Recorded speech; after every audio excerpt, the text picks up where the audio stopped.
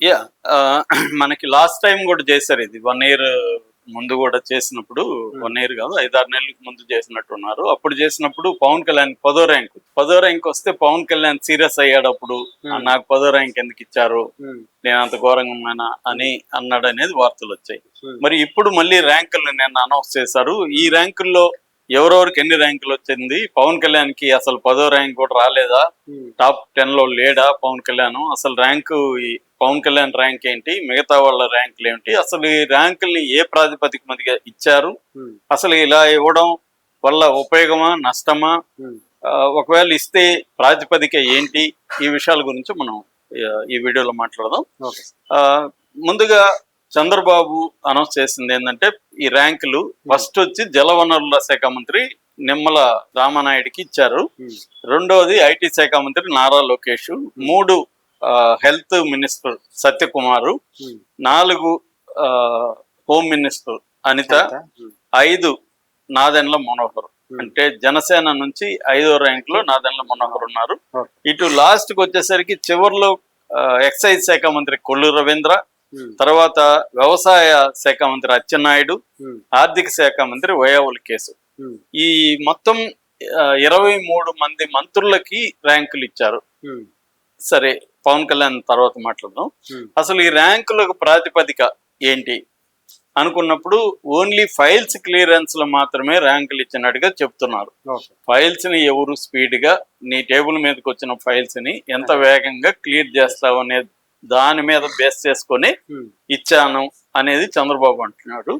Next time అన్ని కూడా పరిగణలోకి తీసుకుంటాము, అంటే ప్రభుత్వ పథకాలను ఎలా అమలు చేస్తున్నారు, తర్వాత వైసీపీకి కౌంటర్లు ఎట్లా ఇస్తున్నారు, శాఖల మీద పట్టు ఎంత ఉంది, ఎమ్మెల్యేలు మీరు ఎలా కంట్రోల్ చేస్తున్నారు, ఈ విషయాలను కూడా బేస్ చేసుకొని తర్వాత ర్యాంకులు ఉంటాయి, కాబట్టి మీరు జాగ్రత్తగా పనిచేయండి అనేది చెప్పాడనేది అంటున్నారు.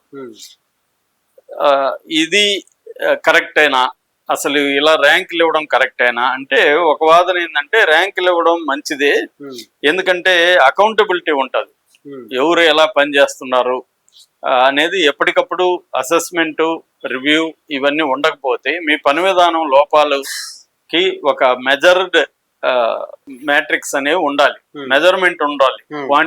క్వాంటిటేటివ్ క్వాలిటేటివ్ మెథడ్స్ అంటారు. ఈ క్వాంటిటేటివ్ క్వాలిటేటివ్ మెజర్మెంట్స్ లేకపోతే ఎవరికి కూడా మనం ఏదో పని చేసుకుంటున్నాం వెళ్తున్నాం అన్నట్టుగా రొటీన్ అయిపోతుంది తప్ప ఎక్కడ ప్రాబ్లమ్స్ ఉన్నాయి, దీన్ని బెటర్ గా ఎలా చేయాలి, ఇవన్నీ మనం అనుకున్న గోల్స్ ఏంటి, అవి ఎట్లా చేస్తున్నాం అనేది ఉండదన్నమాట.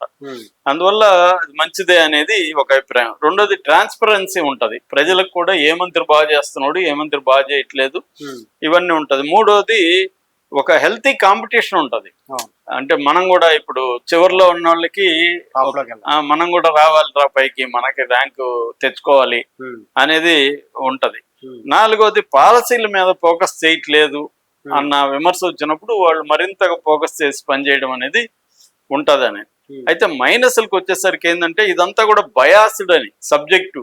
ఇప్పుడు ఎందుకంటే లోకేష్ కి ఇట్లేదన్నా ఫస్ట్ ఇస్తే చంద్రబాబు మనోడికి ఫస్ట్ ఇచ్చాడు అనుకుంటారని రెండోది ఇచ్చుంటాడు అనేది ఒక విమర్శ. అంటే కొంతమందికి ఫేవరెటిజం ఉంటది, బయాస్ ఉంటది, సబ్జెక్టివ్ గా ఉంటది. ఇది ఫైల్స్ క్లియరెన్స్ మాత్రమే పరిగణలోకి తీసుకోవడం కరెక్ట్ కాదు, ఎందుకంటే కొన్ని శాఖల్లో ఫైల్స్ ఈజీగా క్లియర్ చేయొచ్చు, కొన్ని శాఖల్లో చేయలేము, అనేక కాంప్లెక్స్ ఇష్యూస్ ఉంటాయి. సింపుల్ గా నీ ఫైల్స్ ఎన్ని చేసావు అనే దాన్ని బట్టి బెస్ట్ ర్యాంక్ ఇచ్చేస్తే వాడు అసలు మిగతా పారామీటర్స్ ఏమీ లేవా, ఒక ఫైల్ దీన్ని బట్టి ఇచ్చేయడం కరెక్టేనా అనే విమర్శ ఉంది.